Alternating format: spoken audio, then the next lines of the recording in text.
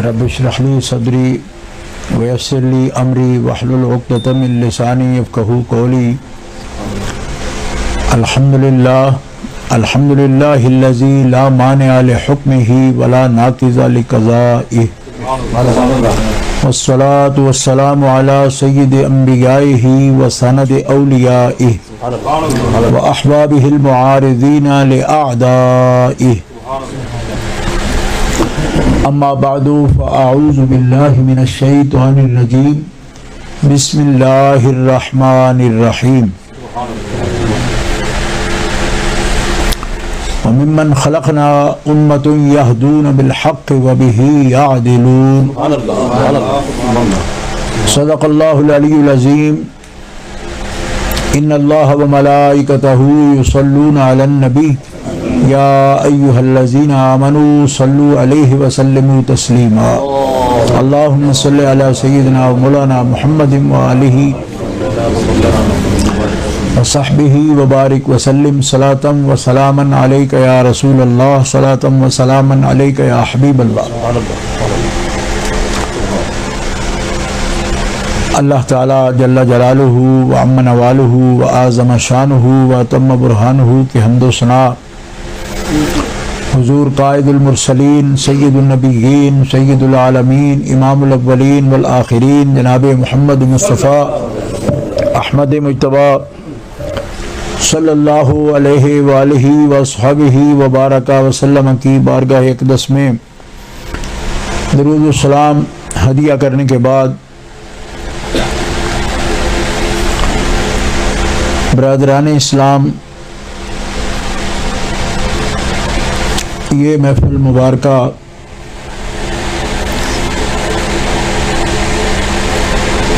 کئی عنوانات سے منعقد ہے. محترم مسعود قریشی صاحب نے ابتدا میں یہ سارے عنوان ذکر فرمائے اور حضرت العلامہ مولانا مفتی محمد نذیر احمد صاحب نقشبندی مدظلہ آپ کے اور قریشی صاحب کے حکم سے یہاں حاضری کی سعادت ہوئی ہے. علماء کرام اہل سنت و جماعت حضرت علامہ مولانا منظور احمد صاحب ربانی اور حضرت فاضل نوجوان مولانا محمد رضوان صاحب ریدوی ہمارے بریڈ فورڈ شہر میں تحریک عظمت آل و اصحاب رسول کے صدر علامہ سید محمد سلطان شاہ صاحب مشہدی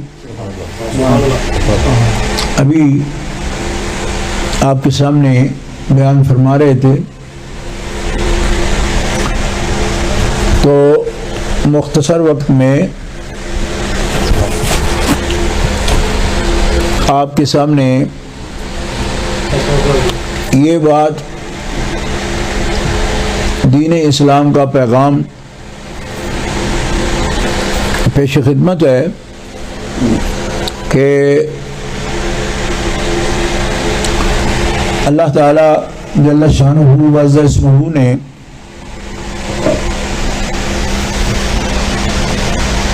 اس آخری امت جو آخری دین، آخری امت اور 1,24,000 کا مبیش انبیاء کرام علیہ السلام کی ذوات قدسیہ میں سے آخری رسول، آخری نبی اور خاتم النبیین، خاتم المعصومین جناب محمد مصطفیٰ احمد مجتبیٰ، آپ کی امت ہونے کا شرف اور بزرگی اس امت کو حاصل ہے، جس کو اللہ رب العزت جل وعلا نے ساری امتوں سے بہتر امت فرمایا. کنتم خیر امت اخرجت للناس، آپ کے زمانے کو بہتر زمانہ فرمایا، آپ کی کتاب کو سابق کتب سے، آسمانی کتب سے بہتر فرمایا، اور آپ کے دین کو جامع فرمایا، آپ کی نبوت اور رسالت کو جامع فرمایا، صورت و سیرت کو، اور قیامت تک کے لیے اس کی حفاظت فرمائی۔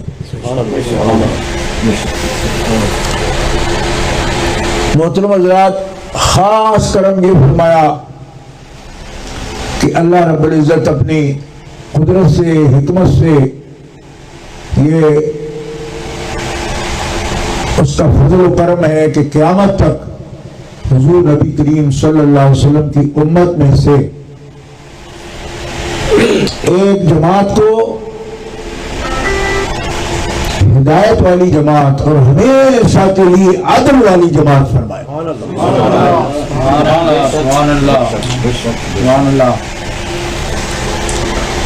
اور زمانہ میں ہر قسم کی ہوا چلتی ہے،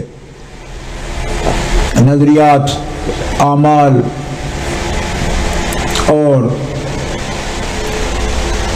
جسموں کی جو صحت ہے وہ بھی متاثر ہوتی ہے، جیسے وبا کرونا کی کبھی زمانہ گزرا، طاعون کا مرض آیا، لاکھوں افراد اس سے دنیا سے تلف ہو گئے، مٹ گئے۔ کرونا کی وبا میں بھی لاکھوں کو عدد پہنچ رہا ہے پوری دنیا میں، اور عالمگیر یہ بیماری ہے، ساری دنیا پر پھیلی ہوئی ہے۔ اسی طرح پوری دنیا میں اعمال، ان پر بھی وبائیں آتی ہیں، اور عقائد، نظریات، اس پر بھی وبائیں آتی ہیں۔ تو جو چیز انسان کے نزدیک قدر والی ہے، قیمت والی ہے، اگر طرف ہو جاتی ہے تو بندہ افسوس کرتا ہے، ابھی موجود ہو تو بندہ اس کی حفاظت کرتا ہے۔ ابھی بھی ہم نکلے ہیں تو ہمارے پاس ماسک ہیں، دن کو اپوائنٹمنٹ تھی، وہ میں گیا تو وہاں بھی لکھا ہوا تھا کہ آپ ماسک لگا کے اندر داخل ہوں گے، حفاظت کا بڑا انتظام۔ ہر بندہ اس بارے میں فکر مند ہوتا ہے۔ صحابہ کرام علیہ رضوان نے نبی کریم صلی اللہ تعالی علیہ وسلم سے یہ حدیث سنی، رسول پاک نے فرمایا کہ قرب قیامت میں فتنے بارش کی طرح اتریں گے،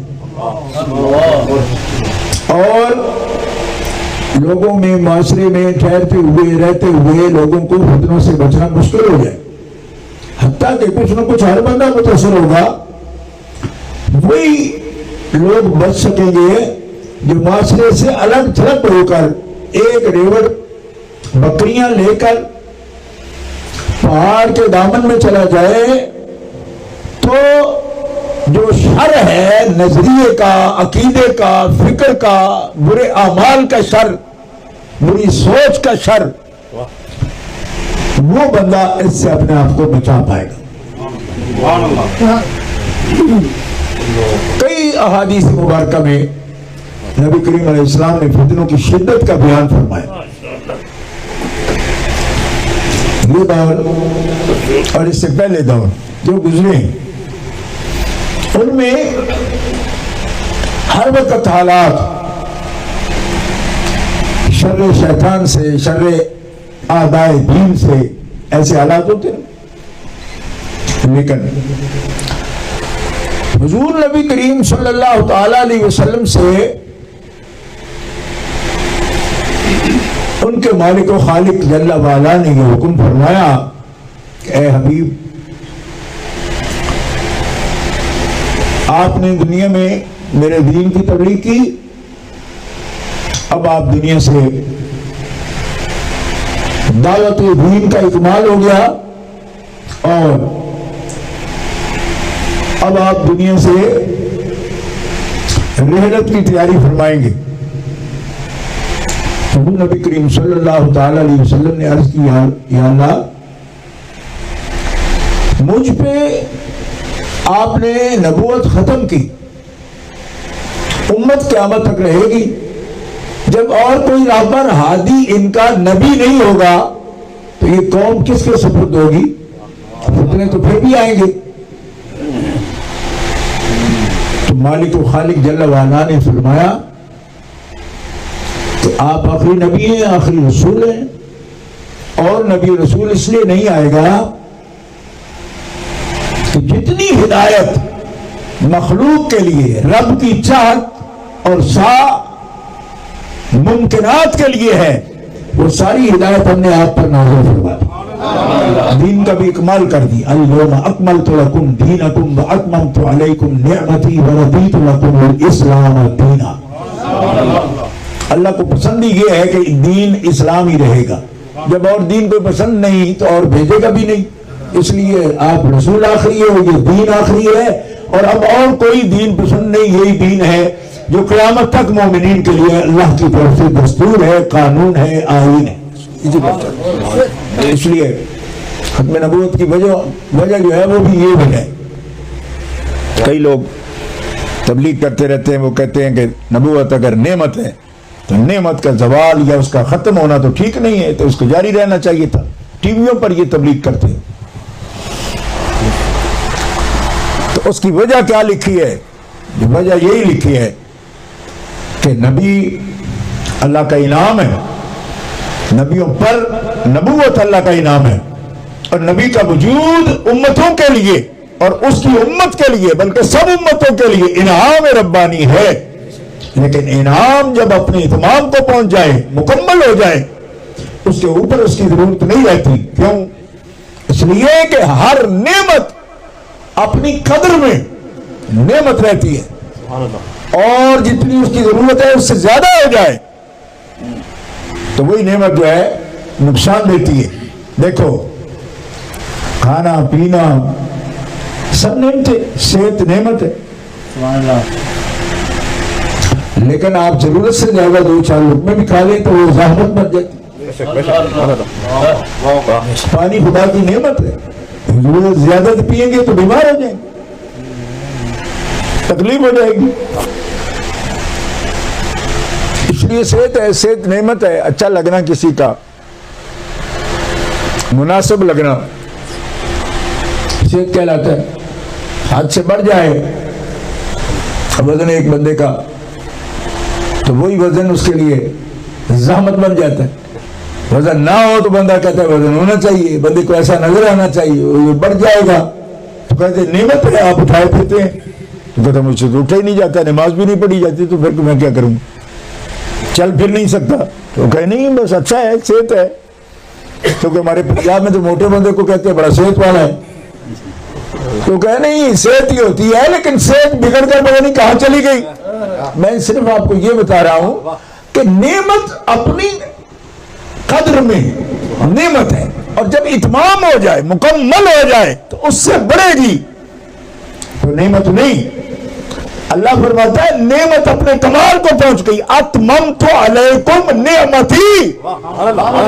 دین نعمت ہے، میں نے تم پر پورا کر دیا. کتاب نعمت ہے، میں نے تم پر پوری کر دی. نبوت نعمت ہے، لیکن حبیب کی صورت میں نے نبوت تمہارے لیے مکمل کر دی، تمام کر دی. نعرہ تکبیر، نعرہ رسالت، حجت الاسلام. تو پورا ہو گیا. اب ایک آدمی کہتے نہیں جی وہ تو نعمت ہے تو نعمت جاری رہنی چاہیے. ہم نے کہا اچھا نعمت جاری رہنی چاہیے تو کیا نعمت ہو؟ اللہ فرماتا دین تو مکمل ہو گیا.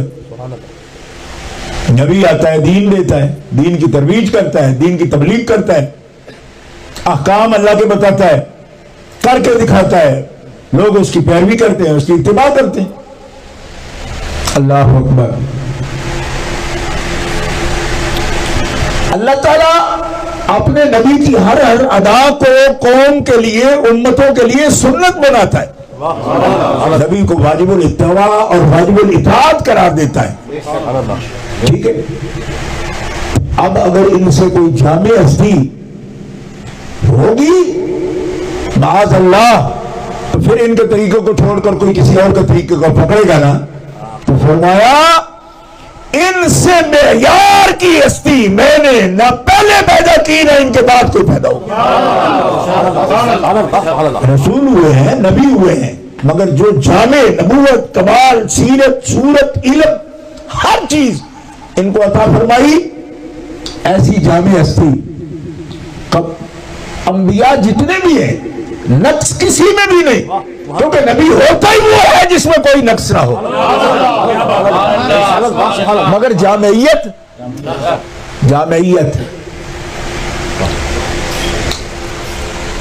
آپ کہتے ہیں کہ یہ کیسے آپ نے کہا کہ جامعیت, پھر جب نقص کسی میں بھی نہیں تو پھر جامعیت کا لفظ کیا ہوا ہے؟ میں اس کی ایک مثال عرض کرتا ہوں. یہ چاہت ہے رب کی کہ حضرت عیسیٰ علیہ السلام بہت شان والے نبی ہیں, رسول ہیں, صاحب کتاب ہیں, مستقل شریعت کے مالک ہیں, مگر حضرت عیسیٰ علیہ السلام کے بارے میں رب کی چاہت کیا ہے؟ زندہ ان کو آسمان پر رب تعالیٰ نے اٹھا لیا, اور جب اٹھائے گئے آپ کی شادی نہیں ہوئی تھی, آپ کی شادی نہیں ہوئی تھی. حضرت عیسیٰ علیہ السلام کی شادی نہیں ہوئی.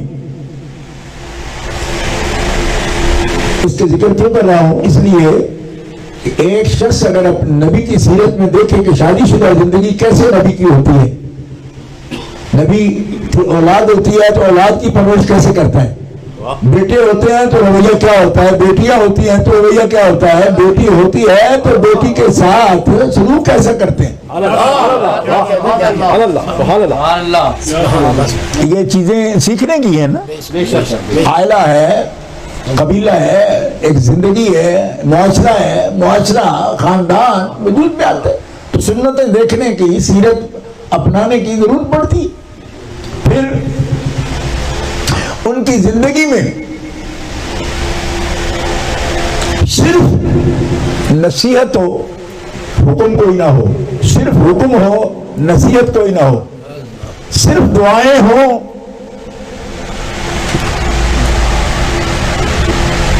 اور کوئی بات نہ ہو, تو جامعیت نہیں.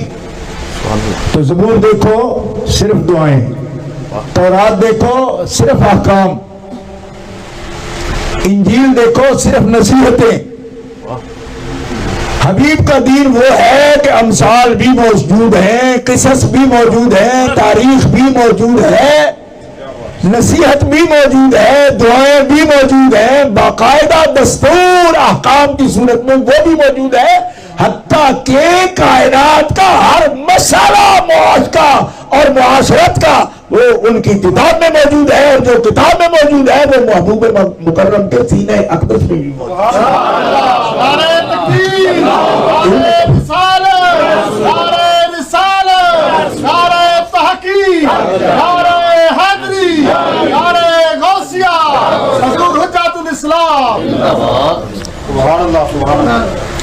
یہ وعدہ رب سے حضرت ابراہیم علیہ السلام نے بھی لیا.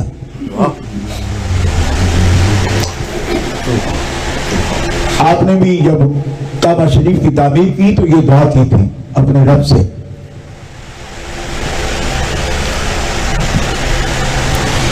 کہ یا اللہ کریم, اس کعبے کی آبادی کے لیے میری اولاد میں سے ایک گروہ امتن مسلمتن لک وارنا مناسکنا وتب علینا انک انت التواب الرحیم, کہ مالک یہ سارے کے سارے دین سے کبھی نہ پھرے, ایک امت, ایک گروہ ان میں ایسا رکھنا کہ تا قیامت تیرا نام بلند کرتے رہے. یہ آپ نے دعا. اور یہ آیت جس سے میں نے گفتگو شروع کی وہ رب تعالیٰ کا فضل ہے نبی پاک صلی اللہ علیہ وسلم کے لیے کہ فرمایا ہم نے ایک امت پیدا کی ہے, قیامت تک وہ ہدایت والے ہوں گے, کبھی گمراہ نہیں ہوں گے. اور یہ نبی کریم علیہ السلام کا فرمان ہے، حدیث پاک ہے، بلکہ حدیث قدسی ہے۔ آپ فرماتے ہیں کہ بے شک اللہ تبارک و تعالی جل شانہ نے میری امت کو، ساری امت کو میرے ساتھ وعدہ فرمایا کہ کبھی بھی میری امت کو گمراہی پہ جمع نہیں کرے گا۔ لا تجتمع امتی علی ضلالۃ، میری امت کبھی بھی گمراہی پر اکٹھی نہیں ہوگی۔ ایک طبقہ ہمیشہ، جہاں 3 آدمی بھی امتی ہوں گے نا، اگر 2 کو غلطی لگ گئی تو تیسرے کو اللہ تعالیٰ ایسی ہدایت دے گا، وہ نشاندہی کر کے گا اس بات میں تم حق چھوڑ چکے ہو، یہ راستہ حق کا ہے کیونکہ یہ ہمارے نبی علیہ السلام کی سنت ہے، یہ طریقہ ہے۔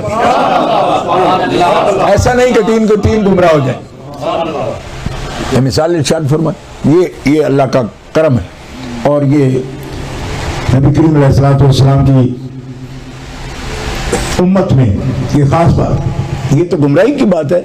اور بخاری شریف میں وہ روایت بھی موجود ہے، جامع ترمذی شریف میں موجود ہے کہ جس میں رسول پاک صلی اللہ علیہ وسلم قسم سے کہتے، کلمہ قسم سے، واللہ ما اخاف منکم ان تشرکوا من بعدی، اور کما قال رسول اللہ صلی اللہ علیہ وسلم، فرماتے ہیں مجھے اللہ کی قسم ہے کہ مجھے تم سے، اے امتیوں، تم سے شرک بحیثیت مجموعی شرک کا کوئی خوف نہیں ہے، کیونکہ میرے رب نے وعدہ فرمایا کہ حبیب تیری امت کبھی شرک پر بھی کبھی نہیں ہوگا، تو مشرک ہو جائے ساری امت، ایسا نہیں ہوتا، ہوگا نہیں۔ سبحان اللہ۔ اور آپ سب نمازی لوگوں، ابھی بھی نماز کا انتظار تھا، ہم نے بھی یہاں نماز ادا کی باجماعت، مفتی صاحب فرما رہے تھے کہ آپ نماز پڑھ کے آئیں گے سب۔ مسجدوں سے تعلق ہے، لہذا آپ سب تجربہ کار ہیں اس بات کے کہ کچھ لوگوں کو ہر وقت اس امت کے بارے میں شرک کا دھڑکا لگا رہتا ہے، تو نبی کریم کو یہ خوف نہیں تھا۔ آپ نے قسم اٹھا کے کہا کہ جن کلمہ تم نے پڑھ لیا ہے تو ان سے آگے جو پڑھیں گے، ان سے آگے جو پڑھیں گے، شرک جلی میں سب مبتلا نہیں ہو سکتے، محمد کو اللہ کی قسم ہے نہیں ہو سکتے۔ یہ اللہ تعالیٰ وَلَٰكِن تَنَافَسُوا فِيهَا، لیکن تمہیں آپس میں ایک دوسرے کی گردن کاٹ سکتے ہو، تم آپس میں جھگڑے کو بہت، یہ اس سے بچنا تھا۔ تمہیں میں جو بیماری پڑے گی نا اس کی نشاندہی فرما دی آپ نے، اور کیوں فرمائی؟ اس لیے فرمائی کہ اب اور نبی آنے والا نہیں، جو کچھ ہونے والا ہے رسول پاک نے سب خود بیان فرما دی۔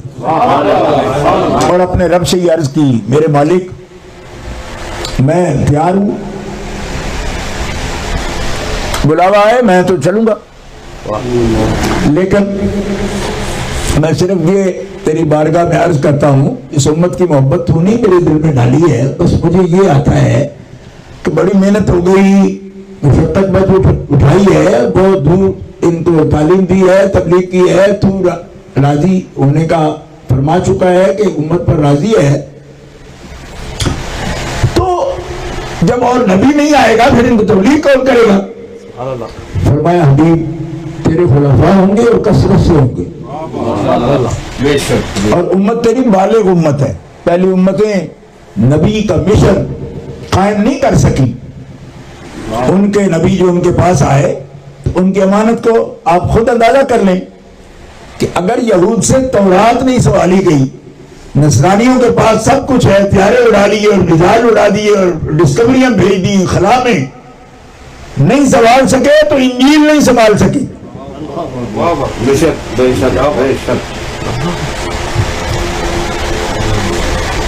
تو نوجوان کئی دفعہ کہتے ہیں اچھا نہیں تو ہمیں تو ڈسکوریاں چاہیے تھی، میں نے کہا بس ان سے جا کر پوچھو جن کے پاس ہے ڈسکوری اور شٹل اور خلائی اور یہ اور وہ، ان سے جا کے پوچھو کہ وہ کمی محسوس کرتے ہیں کتاب کی یا نہیں کرتے۔ تو آپ نے نہیں پوچھا ہوگا، میں نے تو پوچھا ہے کیا، سب سے پوچھتا ہوں میں فلسطین گیا، وہاں ایک یہودی مجھے مل گیا، اس سے بھی میں نے پوچھا، میں نے کہا تورات کدھر ہے؟ کہتے نہیں زبور ہے میرے پاس پڑھتا، میں نے کہا زبور کیوں پڑھ رہے ہو، تورات پڑھو۔ حضرت موسیٰ علیہ السلام کی قبر انور پر حاضری دی تو وہ یہودی تھا ڈرائیور، میں نے کہا چلو ہمارے ساتھ، تمہارے نبی ہیں، کہتے یہاں ان کی قبر ہی نہیں ہے، آپ کیسے آئے ہو یہاں؟ ان کی تو قبر تھوڑے سینہ میں ہے. میں نے کہا اس کا مطلب ہے تمہیں ان کی قبر کا بھی معلوم نہیں؟ کہا نہیں. میں نے تھوڑے سینہ میں جاتے ہو؟ کہا نہیں. تو میں نے کہا پھر جہاں ہے وہاں مان نہیں رہے ہو. تو اگر کتاب تمہارے پاس رہی نہیں اور نبی کی قبر کا نشان تک تمہیں معلوم نہیں تمہیں ہے کیا تمہارے پاس؟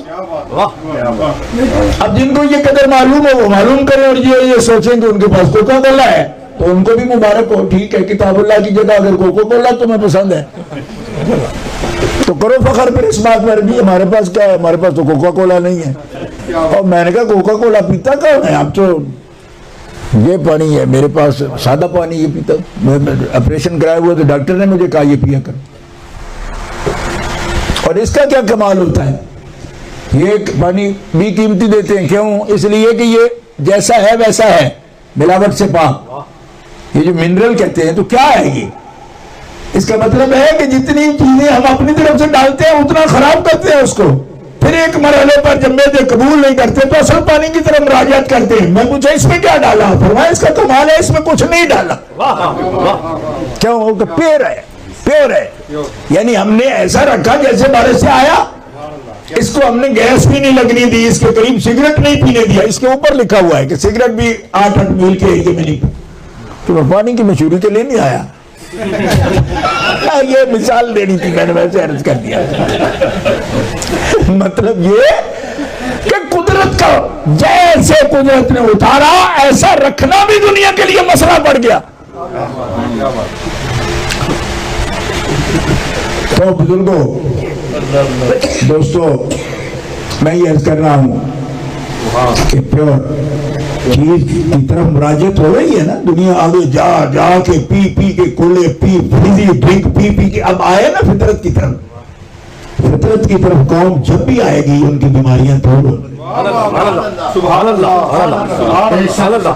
جس طرح پانی اگر فطری مل جائے تو کہتے ہو اب گردوں کی تکلیف کم ہوگی, اسی طرح سمجھ جاؤ دین فطرت پر عمل ہوگا تو اندر کی بیماریاں دور. ملاوٹ چھوڑ. ہم ماؤ کا نظریہ دیکھیں گے, ہم کمیونسٹوں کا دیکھیں گے, ہم فلاں کا دیکھیں گے. فرمایا تمہیں کسی ماؤ نے پیدا کیا معاذ اللہ, یا کسی کمیونسٹ نے پیدا کیا, یہ کمیونزم کے نظام کی تم پیداوار ہو؟ کہا نہیں, رب نے. تو میں نے کہا رب جسے تمہیں بنانے کی قدرت ہے اس نے جو تمہیں جینے کا قانون بتایا وہی قانون تمہاری بہتر زندگی بنا سکتا. اسی کے عقد ہو نا. ایک واشنگ مشین لے آتے ہو تو اس کے ساتھ اتنی سی کتاب ہوتی ہے کہ اس کے بٹن اس طرح چلانے ہیں, اس طرح تار لگانی ہے. تو کہتے ہو کہ بچوں کو بھی پڑھ بھائی ذرا پہلے جیسے اس نے بنایا, انجینئر نے چلانے کا بھی طریقہ بتایا. تو دنیا جس نے بنائی اس نے بھی تو دنیا کو آباد رکھنے کا طریقہ بتایا نا. اور میرا کتاب پر بھی نہیں چھوڑ دیا, کتاب کے ساتھ اس کتاب کا ماہر بھی بھیجا کہ کتاب میں بھی ڈوب نہ جانا. کتاب بھی بتائے گا میرا محمد کے کتاب کو جو لکھا ہے اس میں کیا سمجھ آ سکتا.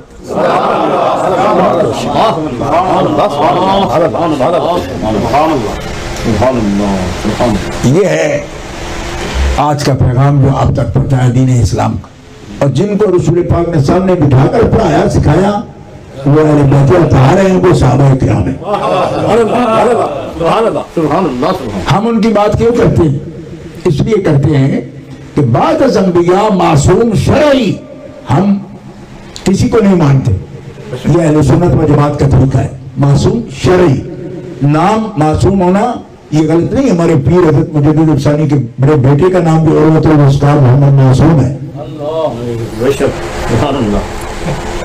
ربانی صاحب نقشبندی ہیں, وہ جانتے ہیں اس بات کو.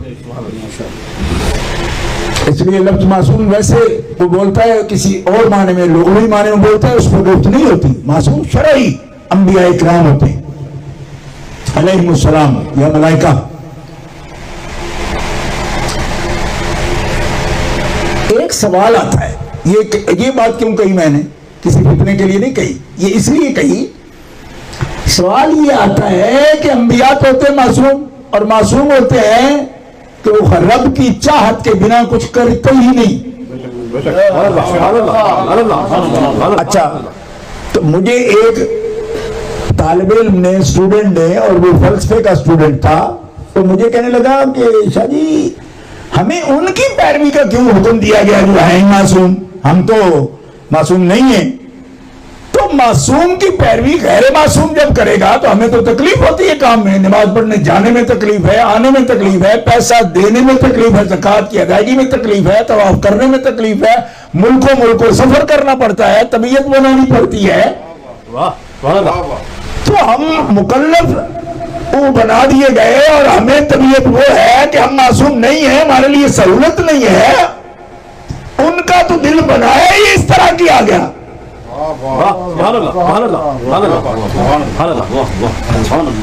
پھر ہمیں پیروی ان کی کرنے کا حکم دے دیا گیا جن کے لیے کوئی تکلیف نہیں. یعنی مکلف ہے احکام کے. تکلیف سے مطلب یہ نہیں کہ ان پر کوئی چیز لازم نہیں ہے, لیکن ان کا جیسے کانا خلقہ القرآن, کہ قرآن ہی نبی کریم علیہ السلام کی فطرت ہے, قرآن ہی نبی کی سیرت ہے. جیسے حضرت ام المومنین عائشہ صدیقہ فرماتی ہیں, تو جس کی طبیعت ہی قرآن ہو اس کے لیے کوئی مشکل ہے, اور جس نے عمل کرنا ہے, پیروی کرنی ہے, اس کے لیے تو مشکل ہے. چاہے پرانے نمازی بھی ہو, پھر بھی گردوں پہ ہاتھ رکھ دے, کہیں پھر آتے اٹھیے اون پڑی ابھی. یعنی رویے سے معلوم ہو رہا ہے کہ اس کو مشکل لگ رہا ہے کام. سردی ہو تو اور مشکل ہے, سردی لگتی ہے نا بندے کو, سردی لگتی ہے, پھر وہ اہتمام کرتے ہو تو پانی گرم کرتے ہو, پھر سارے اس کے بل بھرتے ہو, پھر ہے نا تھوڑا سا پانی کو زیادہ خرچ کر دیتے, اتنی ٹوٹی نہیں کھول لی تھی کیونکہ یہ تو بڑا قیمتی ہے. سارے مسئلے میں تکلیف ہے نا.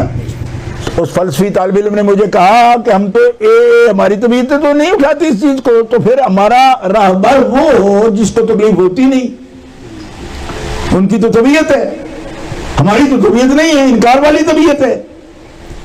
تو ہم غیر معصوم کی پیروی کیسے کریں گے؟ تو قرآن نے کیا کہا, لو دیکھ لو, یہ تو معصوم ہے اس لیے کہ معصوم نہ ہوتے. اگر معصوم نہ ہو, منزہون عن الکبائر والصغائر, یہ ان کی شان نہ ہو, تو تمہیں کل کلا کسی نقطے پر اعتراض آئے, تمہارا ایمان نہیں رہے گا. لہذا یہ ضمانت ہماری ہے, یہ معصوم ہے. نفس و شیطان کا اثر ان پر نہیں چلتا. ایسے تمہاری تعلیم کے لیے یہ بات کہہ دیتے ہیں, جیسے حضرت یوسف علیہ السلام کا مقولہ ہے قرآن میں, ما ابرئ نفسی ان النفس لامارۃ بالسوء الا ما رحم ربی. تو انبیاء ما رحم ربی میں ہوتے ہیں نا, جن پر رب رحم کرتا ہے وہ نفس کے شر سے محفوظ رہتے ہیں. لیکن ابرئ نفسی کہا انہوں نے, اور یہ تعلیم ہے ہمارے لیے. انبیاء معصوم شرعی ہوتے ہیں. سوال یہ ہے, آپ کو سوال سمجھ آئے تو جواب سمجھ آتا ہے, لیکن باریک بات ہے. تو فلسفہ ڈگری کر رہا تھا نا ماسٹر کی, اس لیے تھوڑا پھر لگاتے ہیں نا, زور بھی لگاتے ہیں نا. یہ ہے اللہ اکبر. میں نے کہا تم نے قرآن شریف نہیں پڑھا. معصوم کے بعد امت کس کی حوالی ہوئی؟ اللہ فرماتا ہے ان آمنوا بمثل ما آمنتم به فقد اهتدوا وَإِن تَوَلَّوْا فَإِنَّمَا هُمْ فِي شِقَاقٍ. اے مومنو, اگر تم ایمان لانا چاہتے ہو نا, وہ ایمان لائیں کس کی طرح؟ ما آمنتم, اے میرے محبوب کی صحبت میں بیٹھنے والے مسلمانوں, صحابیوں, تمہارے جیسا ایمان لے آ جائیں تو ہدایت والے. اب یہ معصوم نہیں ہے, تو ان کی مثل ایمان لانے کا مسئلہ آ گیا نا. فرمایا معصوم نہیں ہے, صحابہ معصوم نہیں ہے, کیونکہ بعد از انبیاء معصوم شرعی نہیں ہوتا کوئی, ٹھیک ہے.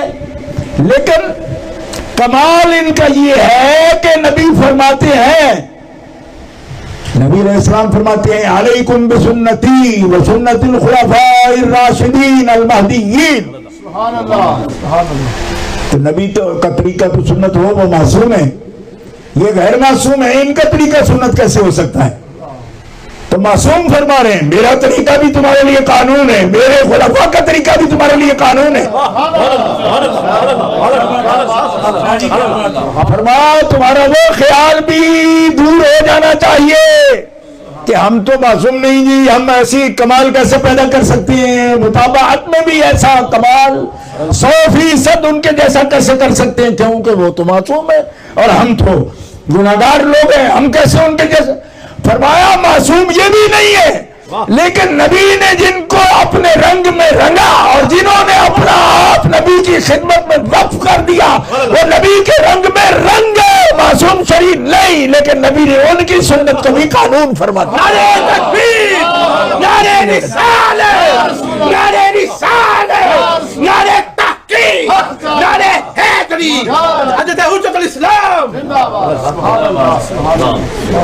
آپ کو سمجھ آئی؟ ایسا کوئی فلسفہ نہیں پیش کیا میں نے تو منقول سے یعنی روایت صاحب کے سامنے پیش کر دی۔ سنن ابن ماجہ بھی موجود ہے شاید ستہ کے اندر، قانون دیکھ لو۔ حالانکہ آپ خود جانتے ہیں کہ سنت تو رسول پاک کی، کتنے فرقے ہیں جو کہتے ہیں کہ سنت صرف رسول پاک کی ہوتی، تو ہم تو رسول پاک سے سیکھ رہے ہیں نا کہ سنت صحابہ کرام کی خلفاء کی سنت تو سنت کہہ رہے ہیں۔ اور پھر ان حدیثوں کا کیا کریں گے آپ جن میں رسول پاک فرماتے ہیں ترکت فیکم الثقلین انی تارک فیکم الثقلین، کہ میں تم میں دو بھاری ثقل دلیلیں چھوڑ کے جا رہا ہوں میری امت، ما ان تمسکتم بہما لن تضلوا، اگر تمہارا تعلق ان دو دلیلوں کے ساتھ رہا تو ہرگز تم گمراہ نہیں ہوگے، ہرگز گمراہ نہیں ہوں گے تم، یعنی بالکل راہ حق پہ رہو گے اگر تمہارا تعلق ان کے ساتھ رہا۔ رسول اللہ کو دو دلیلیں کیا ہیں؟ ایک اللہ کی کتاب، ایک میرے اہل بیت۔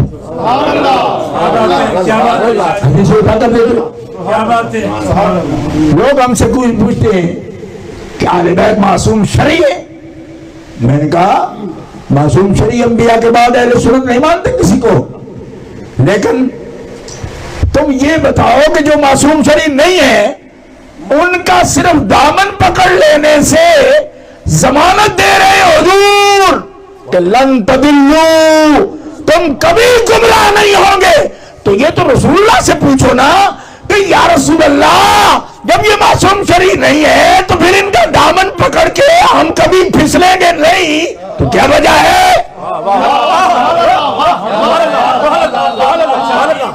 کہ وہ خود کیا پھسلیں گے، جو ان کے پیچھے چل پڑے وہ نہیں پھسلتا۔ اور حضور فرماتے احادیث صحیح ہے، اس شہر میں اگر احادیث کی کوئی چھان بین کرنے والا ہو بے شک پیش کرنا کہ عرفان مشہدی یہ حدیث بات پیش کر گیا، اور ایک جگہ سے نہیں 10 جگہ سے پیش کرنا، حضور ضمانت دے نہیں ہوگا۔ جب کتاب اللہ کے کتاب اللہ ہونے میں شک نہیں تو اہل بیت کے پاک ہونے میں بھی شک نہیں، اور اگر شک ہوتا تو مصطفیٰ ہمیں ان کا دامن پکڑنے کا حکم کیوں فرماتا؟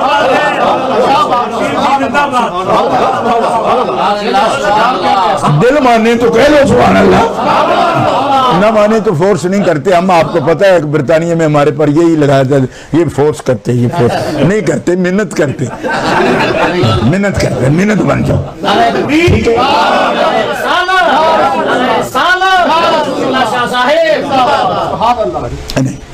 کیا بات ہے، محمد عثمان میرا پرانا دوست بھی ہے، مرید بھی ہے، تو مجھ پر وہ ترس کرتا ہے تھوڑی دیر بعد پانی پیا جی، میں کہ پانی پیا نہ مان مینو، اللہ اکبر نہیں بات آج میں۔ اچھا میں عرض کر رہا ہوں مسئلہ بھائی اس پر کیا آپ کو ذرا کیا ہے؟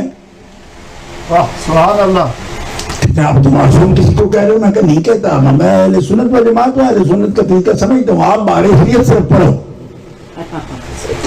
بارے شریعت میں کوئی 450 پروگرام کیا ہے میں نے بارے شریعت پر، بارے شریعت میں بھی یہ لکھا ہے کہ بعد از انبیاء معصوم شرعی نہیں کہتے، لیکن جو محبوب کے خاص ہے نا وہ عوام ملائکہ سے افضل ہے، حالانکہ ملائکہ معصوم ہے،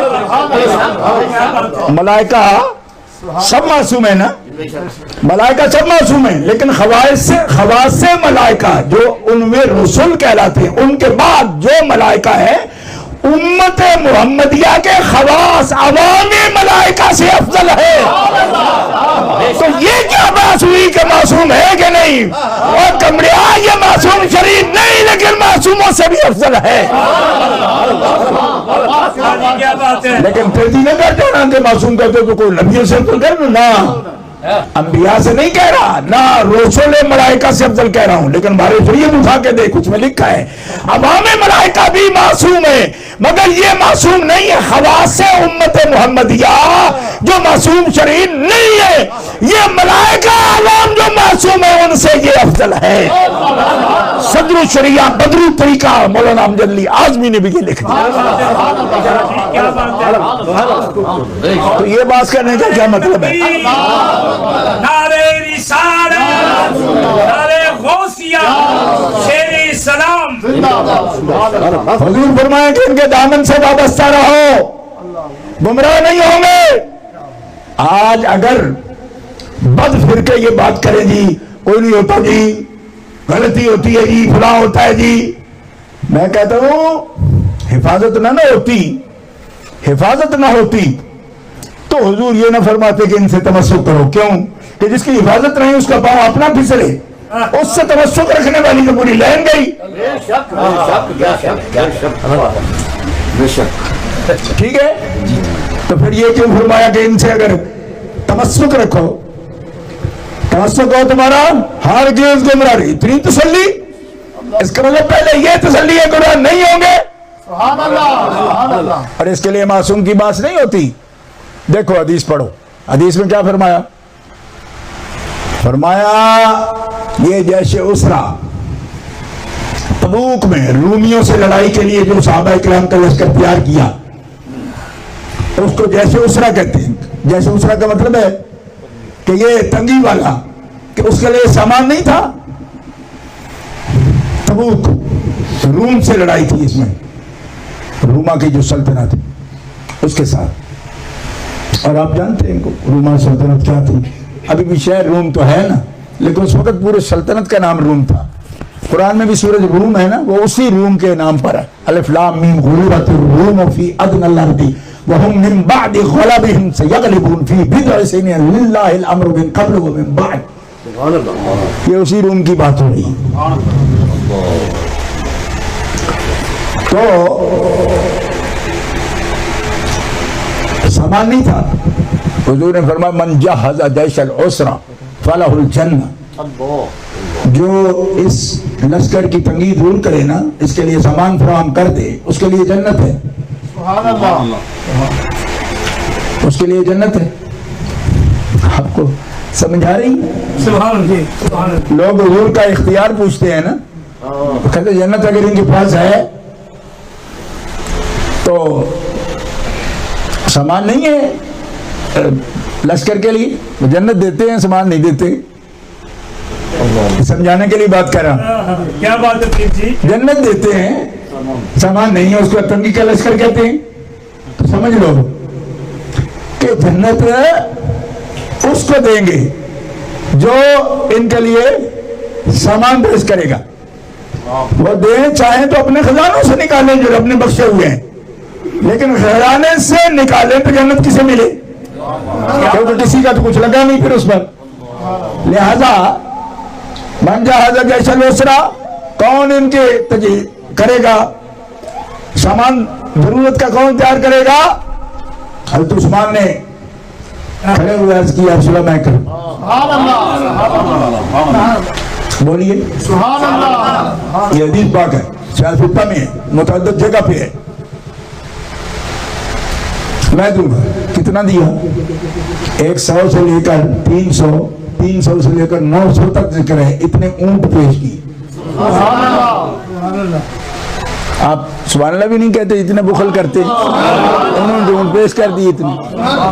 یعنی شاید آپ کو یقین نہیں ہے پیش کیے، یہ نہیں کہ انہوں نے کیے، وہ ڈھونڈ بھی ایک لینا ہوگا تو پورے محلے کو چندہ کرنا پڑتا ہے۔ آج بھی 300 اپنی جیب سے دی، 300 اونٹ اور ممائے سامان، اسی لیے ان کو غنی کہتے۔ غنی ایسے تھوڑی ہو جاتے کہ نام نکالو الغنی پیٹرولیم، تو اس سے مطلب ہے کہ جو غنی ہو جاتا ہے بندہ، غنی وہ ہوتا ہے جو عثمان کی طرح ہوتا ہے. وہ غنی ہے ایسے تھوڑی ہوتی. میں گیا ادھر لالے میں شکر والا غنی پیٹرولیم, میں کہ غنی پیٹرولیم کو مفت پیٹرول بنتا پیا. آخر نہیں ہے تو ملاوٹ والا بھیجتا ہے نالے وہ تو بھی ڈھیر سارے پیسے لاندا ہے. میں کہ پھر کیڑی گل غنی ہے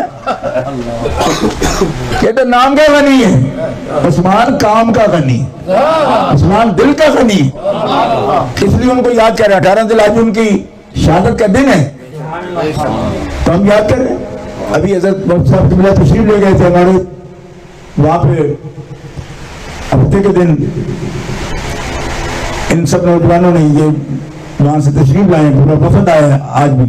تو ان نے حضرت عثمان غنی کا بہت دن مقرر کرتے. حضرت کتنا ٹائم نہیں پھر بھی 10 5 منٹ میں بات کریں. حضرت عثمان غنی میں جناب سامان پیش کروں. آج تک دنیا جو یاد کرتی ہے نا ان کو میری روما خرید کے وقف کرتی ہے. جیسے اسرا کے لیے میں تیار کروں اور سینکڑوں دی. یہ تو حدیث کی اپنی کتاب میں 300 کا ذکر آتا ہے. باقی جو محدثین کرام نے پورا بیان کیا, کئی مراحل ہیں اس کے پر 900. حضرت شاہ ولی اللہ محدث دہلوی رحمۃ اللہ علیہ نے ازالۃ الخفا شریف میں لکھا ہوا 900. کیا بات ہے. حضور نے فرمایا کم ہے نا, 100 ہیں کم ہے اور دو. کیوں پورا.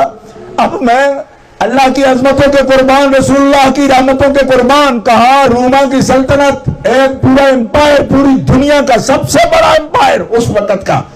قیصر و کسریٰ ایران کا بادشاہ اور قیصر روما کا بادشاہ, یہی تو دنیا کی سپر طاقتیں تھی.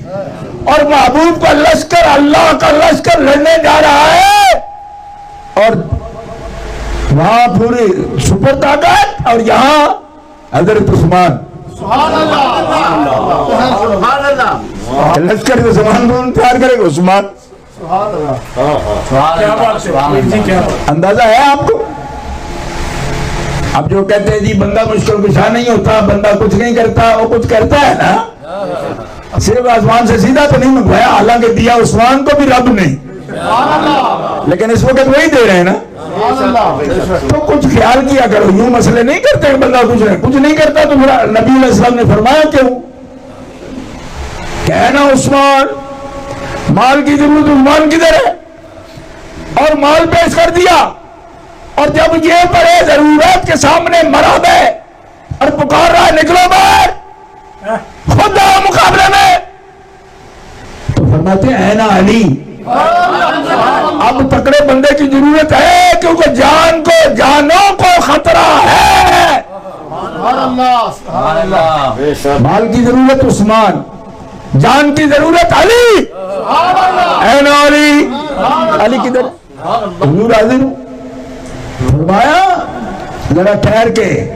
غزوہ خندق میں فرمائی عبد ود کا بیٹا ہے عمر, اور یہ مرحب ہے.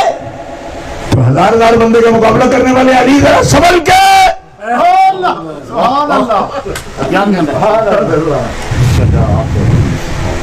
نعرہ حیدری. آج کی یا رسول اللہ مال کو ضرورت ہو تو عثمان پکارا جاتا ہے. کیوں؟ اللہ اور رسول جانتے ہیں عثمان کمی نہیں رہنے دے گا. اور دشمن آئے جانے لینے کے لیے تو جانوں کی حفاظت, دین اسلام کی حفاظت ہے نا. اس کا مطلب ہے اللہ اور رسول جب پکارے علی کو کہ جان کی حفاظت کا مرحلہ ہے تو علی آئے سامنے. اس کا مطلب ہے اللہ اور رسول جانتے ہیں یہ کام علی کر سکتا ہے,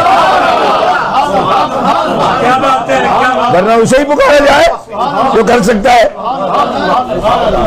جب پوچھتے جی آپ کیا فلاں کیا یہ کیا, میں نے کہا چپ رہے. گل عمدی نہ ہوگی تو چپ چنگی ہوں. ایویں کچھ نہ کچھ بول دے رہا کیوں کہ ہم بھی ہیں. تم وہ تو اتنی کرو جتنی کر سکتے ہو. کوئی 10 آدمی, کوئی 4 آدمی, کوئی 5 آدمی, کوئی 2 آدمی کا مقابلہ, کوئی 20 کا کر سکتا ہے. قرآن میں یہ بھی لکھا ہے. ٹھیک ہے,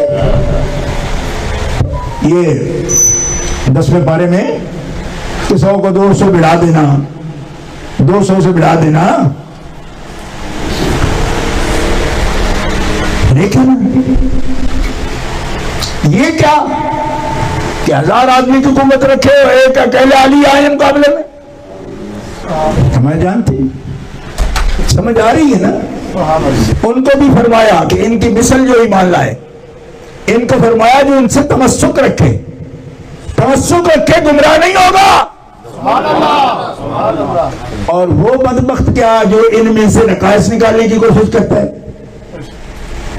اور یہ وہ ہے جن کو نبی کریم علیہ السلام سے صحبت کا رشتہ نصیب ہے، ان کی مجلس میں بیٹھے، صحبت میں بیٹھے، ایمان کے ساتھ آپ کی زیارت کر لی، آپ کی زیارت کی، آپ پر فدا ہوئے، سب نہیں، ٹھیک ہے، جن کو بھی اللہ نے توفیق دی لیکن زیارت سب نے کی، ایمان کے ساتھ جنہوں نے زیارت کری، رب نے کہا یہ سارے جنتی ہیں، جنتی، کیونکہ میرے حبیب کو دیکھے ایمان کے ساتھ تو پھر دوزخ میں تو نہیں جانا، ٹھیک ہے۔ لیکن اس میں درجات کا فرق ہے، سب برابر نہیں ہے، حضور کے پاس آنے والے بھی سب برابر نہیں، جیسے اللہ کی نبوت ہے سب کے پاس، لیکن درجوں کا نبیوں میں بھی فرق ہے۔ اسی طرح صحابی بھی حضور کی خدمت میں ہے، اہل بیت بھی حضور کی خدمت میں ہے، ٹھیک ہے، لیکن سب برابر نہیں ہے۔ اولئک اعظم درجۃ من الذین انفقوا من بعد وقاتلوا وکلا وعد اللہ الحسنی، تو حسنات کا وعدہ تو سب سے کر لیا جو ایمان لے آئے، حبیب کی زیارت کی، لیکن جنہوں نے تنگی کے وقت میں قتال کیا، جہاد کیا، مال خرچ کیا، اعظم درجۃ، ان کے درجوں کو بعد والے نہیں پہنچ سکتے۔ یہ قرآن ہے، لا یستوی، یہ برابر نہیں ہے آپس میں۔ بس یہ تو ہو گیا مسئلہ، اب اس کو بار بار نہیں دہراتا، لیکن آخری لفظ بولتا ہوں، نماز کا ٹائم ہو گیا، اور سارے موضوعات جو ہیں ان پر ایک ایک دو دو لفظ میں بولتا جا رہا ہوں، کیونکہ قریش صاحب نے، مفتی صاحب نے موضوع جو ہے نا وہ سارے تعین کر دیے، تو ہمیں پھر ایک ترتیب سے آنا پڑا اس پر۔ تو میں یہ عرض کرتا ہوں، اہل بیت اطہار میں جو سب سے زیادہ حضور کے احب ہیں، یہ لفظ حضور کا اپنا ہے، حدیث کا لفظ بول رہا ہوں، احب اور اعز، یہ دو لفظ ہیں۔ نبی کریم علیہ السلام کا ارشاد ہے، پوچھا کس نے؟ حضرت خاتون جنت، نبی پاک کے لخت جگر، سیدہ پاک طیبہ طاہرہ عرض کرتی ہیں، یا رسول اللہ آپ کو مجھ سے محبت زیادہ ہے یا علی سے زیادہ ہے؟ نبی کریم علیہ السلام نے فرمایا فاطمہ تو احب ہے، سب سے زیادہ محبت مجھے تجھ سے ہے، اور علی اعز ہے، عزت میں تجھ سے بھی زیادہ علی کی کرتا ہوں، محبت علی سے بڑھ کے تم سے کرتا ہوں، لیکن عزت تم سے بھی زیادہ میں علی کی کرتا ہوں۔ یہ اعز ہے تو احب ہے۔ کائنات میں کوئی بندہ اور میں نے دیکھا نہیں کہ جو اس مضمون کو اس طرح ادا کرے، یہ حضور کے کلمے، تیرے آگے بھی یوں ہیں دبے لچے فصحا عرب کے بڑے بڑے، اس سے فصاحت زیادہ بڑی ہے ہی کوئی نہیں، یہ اس فرق کو بیان ہی کوئی نہیں کر سکتا۔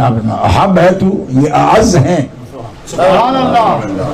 تو جو احب ہے نا حضور کے، بات سمجھ آئیے، حضور جس کو سب سے زیادہ چاہیں، محبت کریں، اس کا درجہ آل بیت میں بھی سب سے بڑا ہوتا ہے۔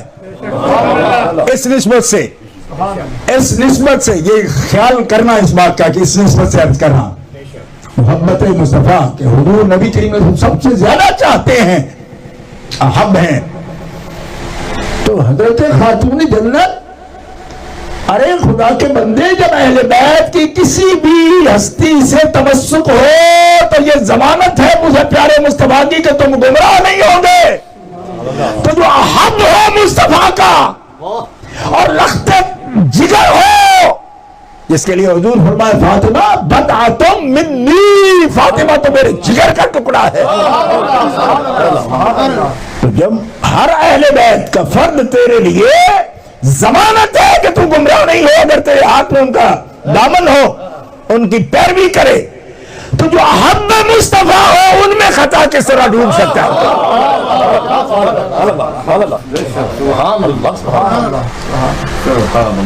اور کچھ ان لوگوں کے کیا گلا تھا، وہ تو تھے ہی خالی. ہمارے اہل سنت کہلانے والوں میں جب یہ کلام پیدا ہوا نا تو افسوس یہ ہوا کہ اس جماعت میں ایسے گندے انڈے کہاں سے آ گئے. یہ تو پاکوں کی جماعت ہے. یہ تو اولیاء اللہ کو محفوظ مانتے ہیں. تو جو اولیاء اللہ کو محفوظ مانتے ہیں وہ خاص جو احب ہیں مصطفیٰ کے، ان کے بارے میں ایسی سوچ کیسے رکھ سکتے ہیں؟ نہ، ہرگز نہیں. محفوظ ہیں. اور سن لو، حضرت عثمان نے جب وہ پیش کیا نا، قربانی پیش کی 300 اونٹوں کی، تو حضور نے کیا لفظ بولا؟ ما ضر عثمان ما عملا بعد اليوم.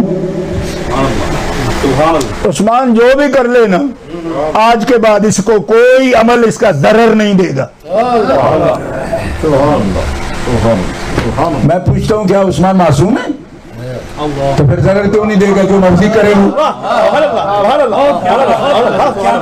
میں مقابلتاً بات نہیں کرتا، کیوں کہ ان میں مقابلہ ہو ہی نہیں سکتا. کہ عثمان بھی سرکار کے خاندان میں ہے نا، 2 بیٹیاں ہیں سرکار کی حضرت عثمان کے عقد میں، اور یہ بیٹی ہیں، خود بیٹی ہیں حضرت خاتون جنت، اور یہ فلذت قبض خیر الانبیاء، خیر الانبیاء کے جگر کا ٹکڑا ہے. بات سمجھانے کے لیے صرف عرض کرتا ہوں، اے کملیا یہ تو حضور بھی جانتے ہیں، میں مخاطب آپ کو کر رہا ہوں. غور کرو، جو اونٹوں کی قربانی پیش کرے حضور کے سامنے اس کو تو کوئی عمل ضرر نہیں دیتا، اور جو 72 تن بیٹے دین اسلام کی عظمت کے لیے قربان کرے.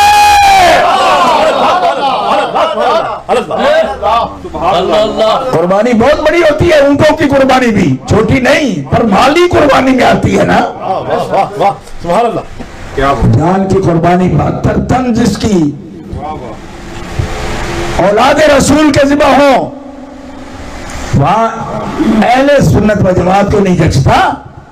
انہوں نے گل نہیں کسی اور دی. اہل سنت جچتا ہی نہیں ایسی بات زبان پر لائیں، کبھی دل میں لائیں کبھی دماغ میں لائیں، ہو ہی نہیں سکتا. داتا صاحب رحمۃ اللہ علیہ ایک جگہ لکھتے ہیں، بلکہ امام ابو القاسم قشیری رحمۃ اللہ علیہ نے بھی بیان کیا، فرمایا اللہ تعالیٰ نے تو ان جانوروں کی تعظیم کا حکم دیا ہے جو اس کی راہ میں ذبح ہونے کو جا رہے ہیں، کہ ان کا ہار بھی نہ توڑنا. لا تحلوا شعائر اللہ ولا الشعر الحرام ولا الہدی ولا القلائد، بلکہ ان کے گلے میں جو قلادیں آ رہے ہیں ان کا بھی احترام کرو. تو امام ابو القاسم قشیری کہتے ہیں یہ جانور جو ذبح کرنے کے لیے جا رہے ہیں، اللہ فرماتا ہے ان کی تعظیم کرو. تو جانور مرضی سے جا رہے ہیں، ان کو تو کوئی لے جا رہا ہے تو جا رہے ہیں نا. اور جو انسان ہو کر اپنی مرضی سے پتا ہو کہ یہ جان جائے گی، پھر بھی اس کے نام کا کلمہ بلند کرے اور گردن اتر جائے اس کی، تو کچھ تو سوچو مسلمانوں، جانوروں کی تعظیم فرض ہے جو قربانی کے ہے، تو جو انسان قربانی پیش کرے گا تو ساری کائنات کی متاع ہوتے ہیں. نعرہ تکبیر، نعرہ رسالت، نعرہ تحقیق، نعرہ حیدری. اس لیے وقت ختم ہوا. اور ایک بات صرف اس ہستی کی کرتا ہوں کہ جو فنا فی اللہ تھے، اور فرمایا ایک کیفیت یہ تھی کہ میں اپنے اندر جانتا ہوں مجھے یہاں عبد القادر نہیں نظر، اس وجود میں عبد القادر نظر نہیں آتا. کیوں؟ اس لیے کہ فنائیت ہے. فنا کا مطلب کیا ہے؟ قادر کی قدرت میں عبدیت کو فنائیت ہوئی.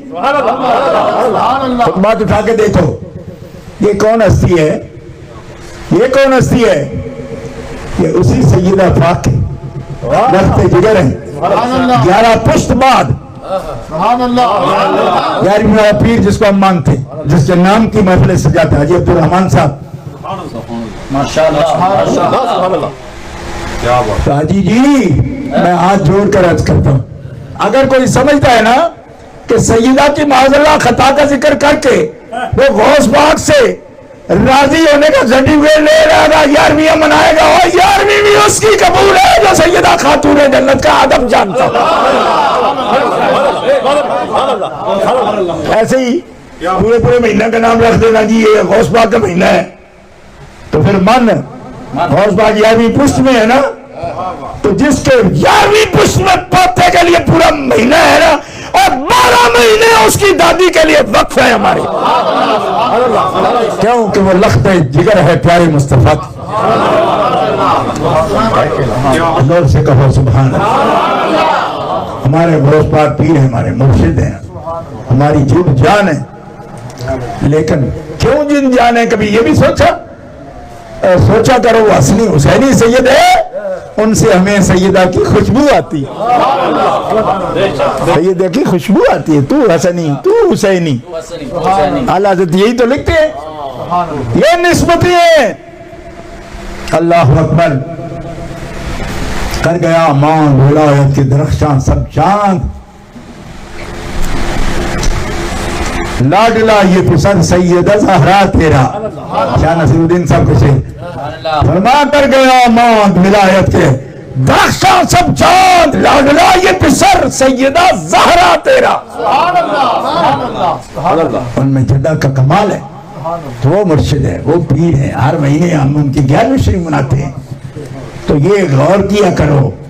امام جعفر صادق سب نقش بندی سلوک کے حضرت بیٹھے ربانی صاحب پوچھ رہے ہیں، ان سے شجرہ پڑھنے والے ہیں، کیا امام جعفر صادق کے بغیر کوئی بھی صوفی؟ قادریہ کا تو ویسے ہی منتہا سلسلہ مولا علی ہیں، چشتیہ کا منتہا سلسلہ مولا علی ہیں، سہروردیہ کا منتہا سلسلہ مولا علی ہیں، نقش بندیہ کا بھی شجرہ کامل نہیں جاتا ابو بکر صدیق تک جب تک ان میں امام جعفر صادق کا فیض نہیں آتا.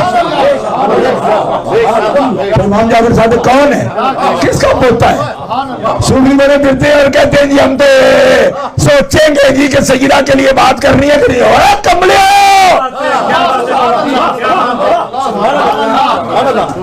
کیسے منہ دکھاؤ گے؟ امام جعفر سے پوچھو نا کون ہے؟ امام زین العابدین کے پوتے، امام محمد باقر کے بیٹے، امام حسین علی مقام کے پڑپوتے.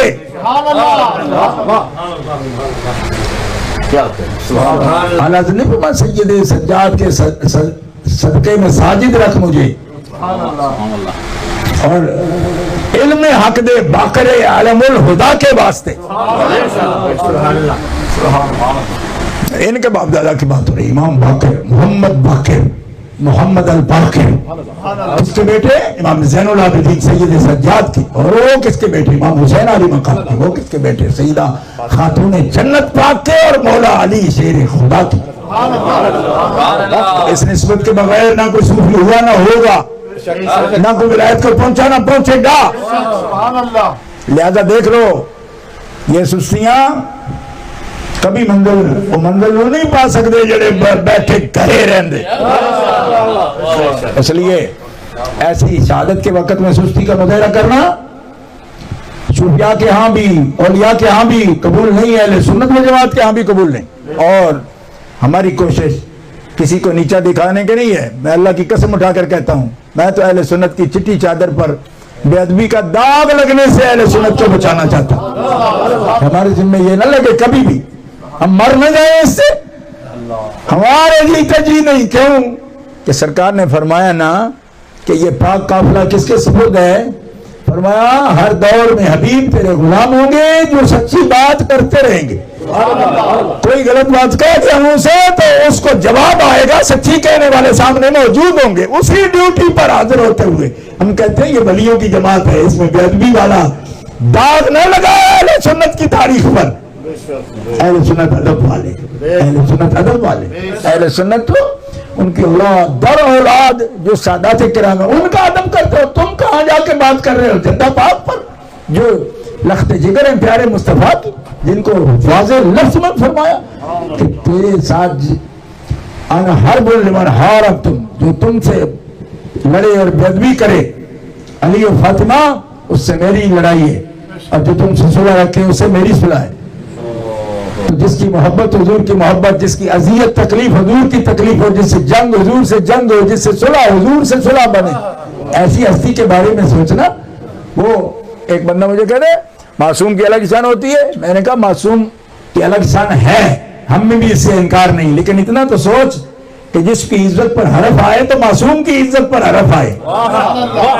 میں آپ سے پوچھتا ہوں, آپ میں سب, میں خود بیٹیوں والا ہوں, آپ بیٹیوں والے ہوں گے, کوئی باپ دنیا کا ایسا ہے کہ جس کی بیٹی کی عزت پر حرف آئے اور باپ سمجھے کہ مجھے کچھ نہیں ہوا؟ تو کیسے سمجھ لیتے ہو کہ کوئی بے ادبی کرے گا پاک فاطمہ کی تو پاک محمد صلی اللہ علیہ وسلم کو راضی رکھ سکے گا؟ یہ کس قسم کا نادانوں والا خیال ہے؟ کیا بات, کچھ سوچو. کیا بات. 17 آیتیں رب نے اتاری قرآن میں. جب حضور کی زوجہ پر حرف لائے منافقین, تو زوجہ تو کسی کی بیٹی ہوتی ہے جو نکاح میں آنے سے زوجہ بنتی ہے, اور پھر طلاق ہو جائے تو چلی بھی جاتی ہے. تو بیٹی کو تو کچھ بھیجنے والا بھی مسئلہ نہیں ہوتا. کبھی کوئی باپ ایسا کہہ سکتا ہے کہ اب باپ نہیں رہا یا وہ بیٹی نہیں رہی؟ اللہ اکبر. تو بیٹی بھی کون؟